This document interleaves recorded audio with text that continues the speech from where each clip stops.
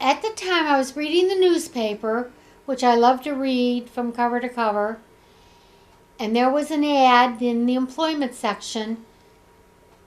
The city wanted to know if you'd like to become a police officer. Well, I always loved detective stories and Nancy Drew stories, so I thought, why not? So I sent away, they sent me an application, I filled it out, and there was a test scheduled at the Civic Arena downtown at a certain time on a Saturday morning. Well, I really didn't know the bus schedule, so I went down and waited. It was blazing hot, and the bus wasn't coming. And I thought, well, maybe this just isn't meant to be. But finally, I got on the bus, went into the arena. It was filled with hundreds and hundreds and hundreds of people. People were lined up all around the arena. So the test took pretty much all day. I took the test, and I went home, and I didn't hear anything for a good year and a half.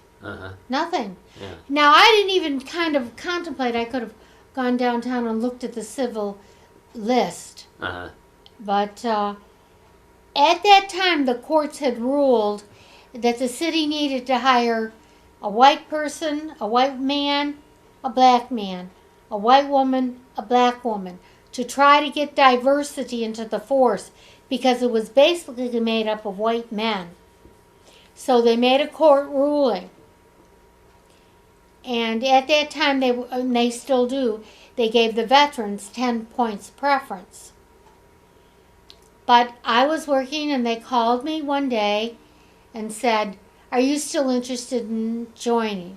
And I said yes. And I remember that I went downtown to meet with Sergeant Bill, I can't remember his last name. Yeah.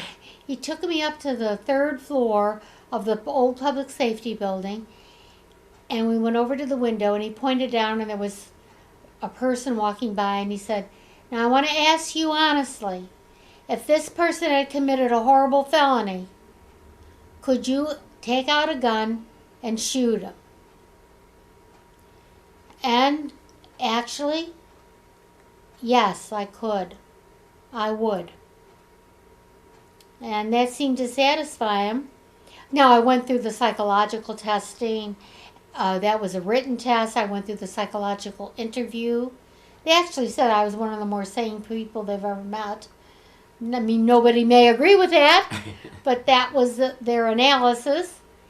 And so I entered the training class in April of 1979 in North Park, the police academy in North Park. And at that time it was 16 weeks. I think it's 6 months now. Oh, they've expanded the training immensely. They've added a lot to it. You know, things with mental issues, civil issues, water rescue. They've expanded the expertise of the regular patrolmen greatly, due to funds from things like, you know, the World Trade Center disaster. It opened up monies for things.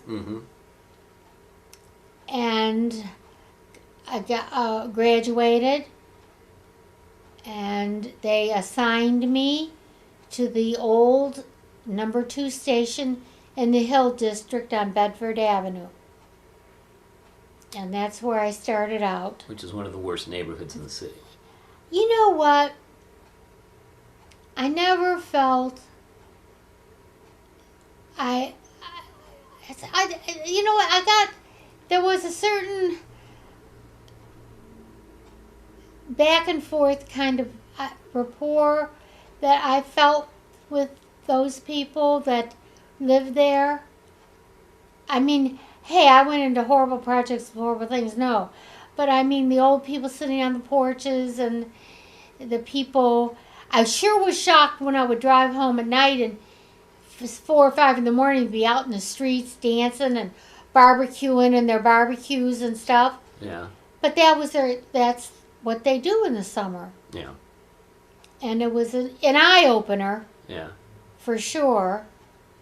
It was a whole adjustment, but it was a good place to begin for me. You were walking a beat? I did a variety of things. Walked a beat, worked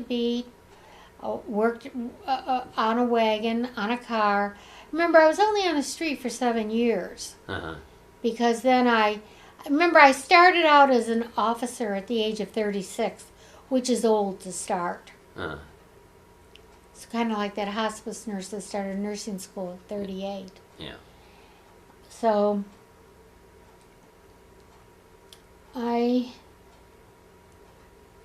but here's the thing about working. You have an opportunity to give your best. You have an opportunity to make each day like it's going to be your last day. And bring up something from inside you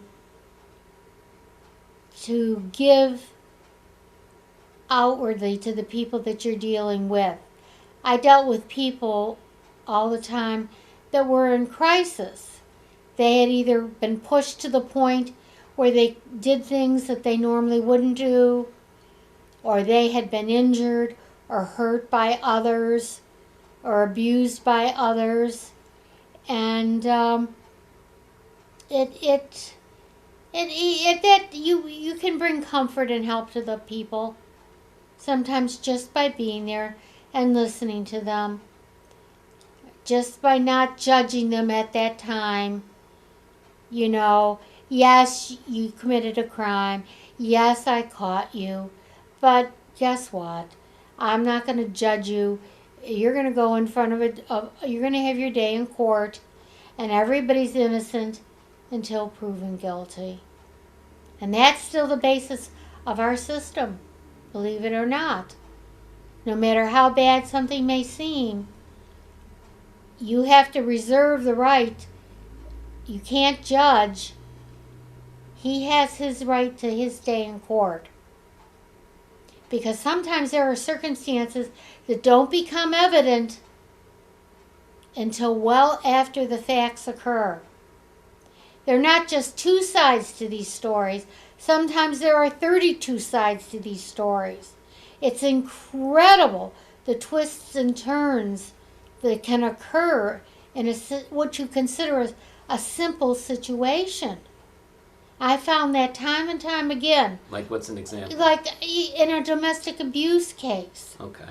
You know, then you find out that she had been abusing him for years, and he had horrible scars and burns and things like that. And he finally just couldn't stand it anymore and turned on her. And, you know, someone will leap in and say they did it, but they didn't, because they didn't want the younger person or someone to take the blame. I mean, it's just, what seems simple is never simple.